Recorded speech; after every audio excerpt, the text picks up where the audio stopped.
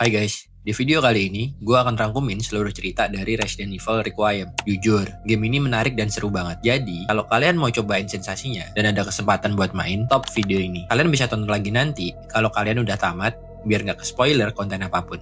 Di game ini, kita akan main sebagai dua karakter, Grace Ashcroft dan Leon S. Kennedy. Kedua karakter ini punya pengalaman yang berbeda ketika dimainin. Capcom sendiri udah setting secara default dengan POV kamera yang berbeda di kedua karakternya. Saat mainin Grace, secara default kita akan disuguhin kamera FPS yang emang ngasih kita pengalaman horor yang lebih mantap. Gue pribadi gak berani mainin ini secara FPS karena ya gue culun anjing mainin game horror. Game ini bersetting 30 tahun setelah Raccoon City Incident yang terjadi di Resident Evil 3. Seperti yang gue jelasin tadi, kita akan mengikuti cerita dari Grace Ashcroft, seorang FBI Intelligence Analyst, dan juga om-om andalan kita, Leon S. Kennedy. Di game ini, beda dengan MC-MC Resident Evil yang lain, Grace itu diciptain sebagai karakter yang introvert, powerless, nggak jago berantem, dan cupu lah pokoknya. Beda banget sama MC cewek kita yang lain, kayak Jill Valentine atau mungkin Rebecca Chambers, yang at least kalau lari nggak jatuh-jatuh. Kita akan mulai game di kantor FBI cabang Midwest. Di sini kita akan lihat Grace yang sedang ngelakuin investigasi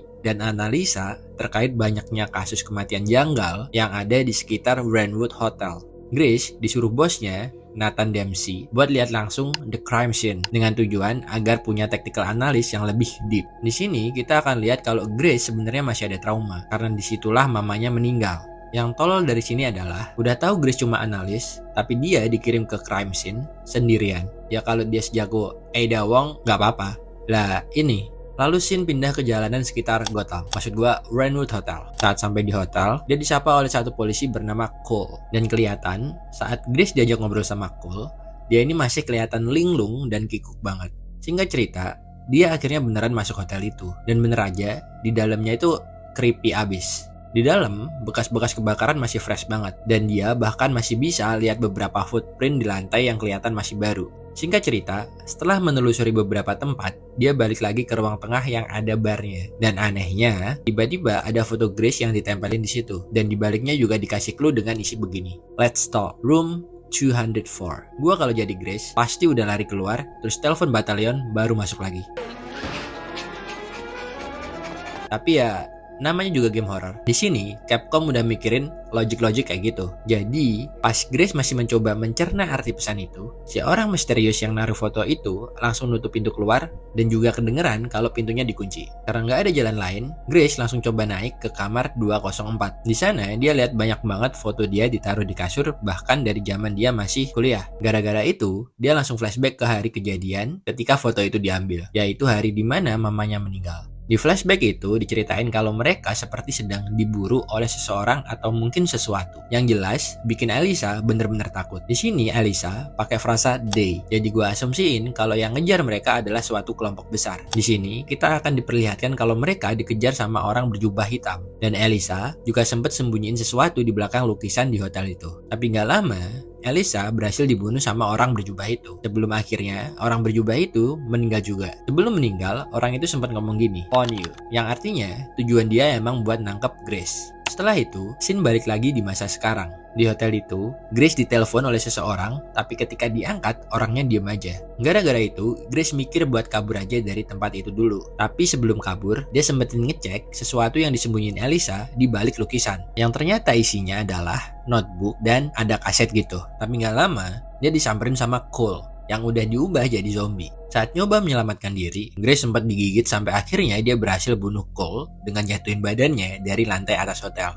Di sini, Grace beneran gak dikasih nafas. Karena setelah berhasil bunuh Cole, dia lihat ada tangga yang lampunya nyala. Dan ada ruangan yang di dalamnya kedengeran ada musik dimainin. Saat dicek, ternyata di dalamnya ada Victor Gideon, manusia setengah zombie yang ngaku kalau dialah yang ngerancang semua kejadian di hotel ini. Dan akhirnya Grace pun ketangkep. Kemudian scene akan pindah ke Leon, yang berada di suatu crime scene dan sedang menuju mobil Porsche-nya. Di mobil, dia akan diinfo terkait Victor Gideon yang kelihatan di sekitar Brentwood Hotel. Singkat cerita, pas hampir sampai Brentwood Hotel, dia lihat Victor Gideon lagi gendong Grace. Gideon ngelihat ada Leon, langsung nyebarin virus gitu aja buat ngehambat Leon nangkep dia. Dan bener aja, setelah susah payah ngalahin zombie di jalanan, Gideon hilang. Tapi tenang, ternyata informannya Leon tahu di mana markasnya Gideon, yaitu di The Rhodes Hill Chronic Care Center. Di sini Leon diliatin kalau dia ternyata juga udah terjangkit virus yang bikin beberapa anggota badannya menghitam. Setelah itu, kita akan balik lagi ke Grace yang berhasil diculik dan diikat di hospital bed gitu. Setelah berhasil selamat, dia lihat ada catatannya Gideon di meja yang nyebutin kalau dia udah berhasil nge-ekstrak darahnya Grace dan disebutin juga kalau kondisi Grace stabil dan siap pakai. Entah maksudnya mau dipakai buat apa. Saat mencoba keluar dari tempat yang kayaknya rumah sakit itu, dia dikejar-kejar sama makhluk ini yang ternyata takut sama cahaya. Vibes-nya spooky abis, udah kayak main Resident Evil 7. Dan di sini kita cuma bisa lari dengan tujuan cari pulse buat buka gerbang ke tempat yang lebih banyak cahaya tentunya. Setelah berhasil buka gerbangnya, dia berhasil keluar.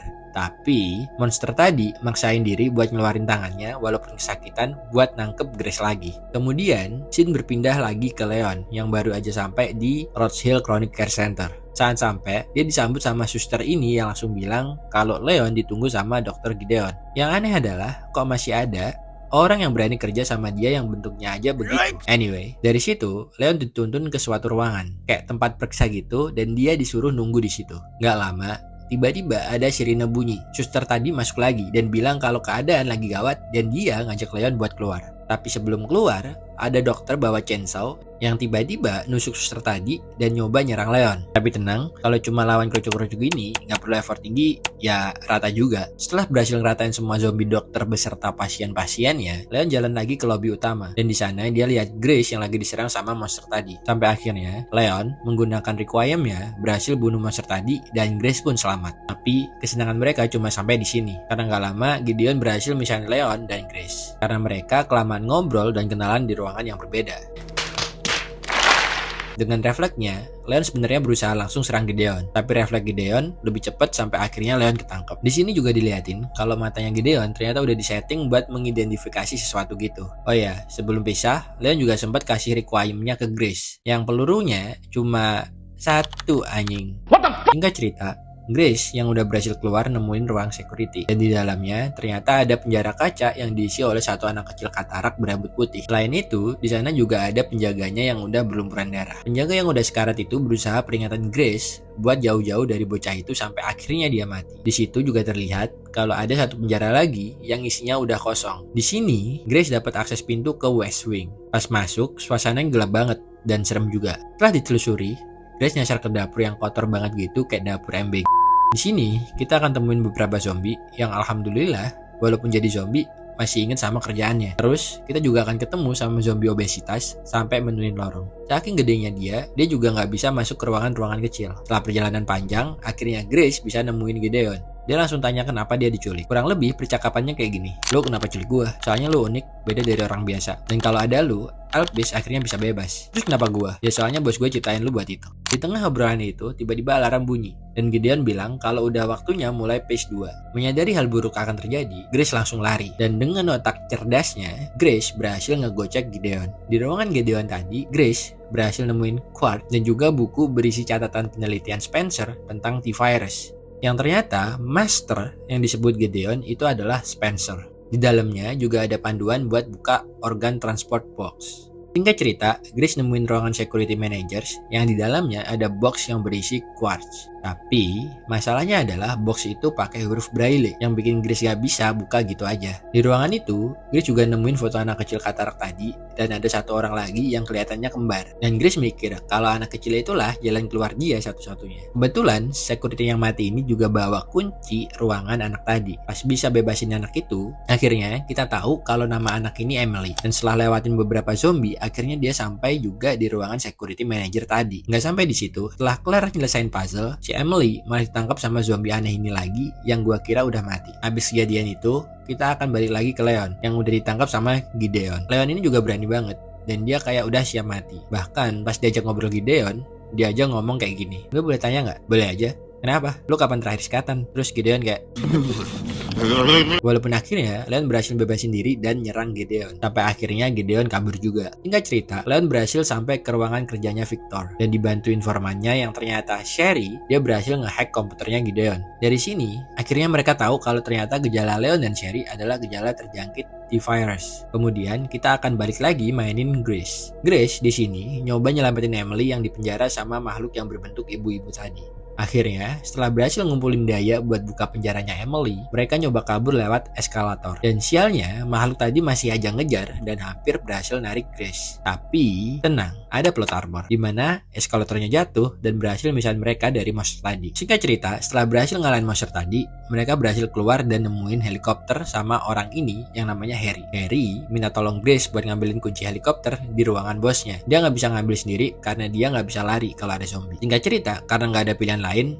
Grace akhirnya setuju. Grace tanpa sengaja ketemu sama bos yang dia maksud ternyata adalah Gideon yang masih ada di ruangan itu juga. Di sini, Grace nguping kalau Gideon lagi ngerencanain sesuatu sama sesuatu yang disebut Elpis. Gideon di sini juga tiba-tiba jalanin protokol self-destruction gitu buat markasnya. Karena dia merasa kalau rencana dia sejauh ini udah jalan lancar. Dan yang dia butuhin dari Grace juga udah cukup. Setelah berhasil kabur dari lautan darah tadi, akhirnya Grace berhasil balik ke helikopter. Tapi, apakah semudah itu mereka kabur? Ya, tentu tidak. Karena helikopter mereka jatuh dan malah ngebunuh Harry. Dan sialnya, mereka masih jatuh di sekitar situ juga. Leon melihat ada helikopter jatuh, langsung ambil sniper, dan terlihat ternyata ada Grace yang udah dikepung zombie. Di sini, Leon akan bantuin Grace dari jauh, sampai dia bisa nyamperin mereka di gereja. Leon akan nge-solo seluruh zombie yang masuk gereja, sedangkan Grace lari gitu aja sampai lupa Leon ada di mana. Sialnya, ketika udah kepisah jauh, zombie ibu-ibu tadi balik lagi nyamperin Grace. Tapi bedanya di sini, Grace kayak udah improve banget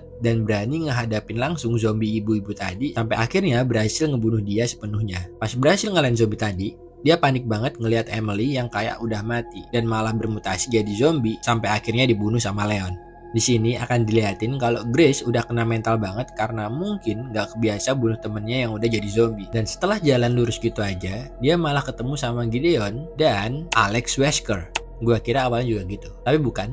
Dia adalah Zeno dan mereka ngajak Grace balik ke Raccoon City. Leon dengan porsinya juga punya tujuan yang sama, dan kita akan balik ke Raccoon City yang udah hancur lebur. Ketika baru sampai, dia akan disambut sama monster laba-laba yang bikin Leon kekurung di sebuah gedung tua dan harus bunuh laba-laba itu. Singkat cerita, dia berhasil nemuin Raccoon City Center dan bahkan nemuin campnya BSAA yang masih baru. Dan ada laptop juga yang ditinggalin gitu aja. Tanpa sadar, Leon sebenarnya udah diawasi sama Gideon dan Zeno yang lagi OTW ke situ juga. Di situ juga terlihat Grace yang duduk anteng gitu aja. Di sisi lain, Leon nemuin banyak mayat tentara BSAA. Dari tentara itu, kalian nemuin ada kamera yang masih bisa diakses filenya. Di dalamnya, kalian bisa lihat kalau ternyata BSAA juga punya misi buat ambil Elpis. Dan terlihat juga kalau yang bunuhin mereka semua ternyata ya Zeno. Singkat cerita, kalian berhasil ngumpulin detonator dan buka gerbang ke pusat Raccoon City. Dan out of nowhere, tiba-tiba dia nemu motor. Dan gamenya jadi kayak main GTA gini, tapi yang dikejar bukan Big Smoke, malah Victor Gideon. Setelah ngalahin Gideon dikejar-kejaran dan sampai di Raccoon City Center. Di sini, dia masuk ke kantor pertama dia saat masih kerja di RPD yang udah hancur lebur. Di dalam RPD, dia nemuin Wesker,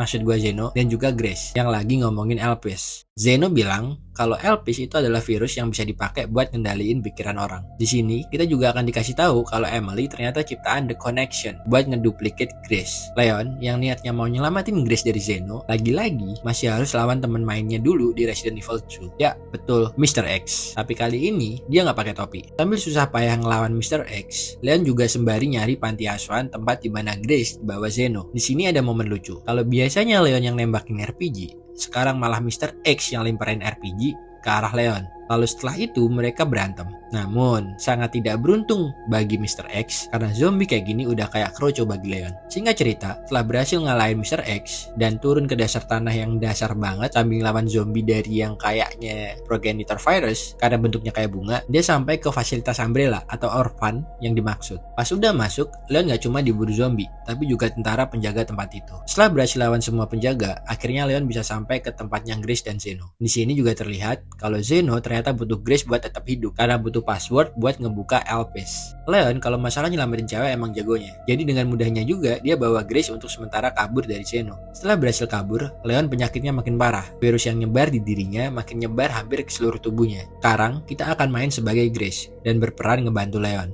Tanpa sengaja di perjalanannya, Grace akan nemuin kayak pusat kontrolnya lab itu, dan di situ dia bisa ngeplay kaset yang dia temuin di belakang lukisan Brentwood Hotel punya mamanya.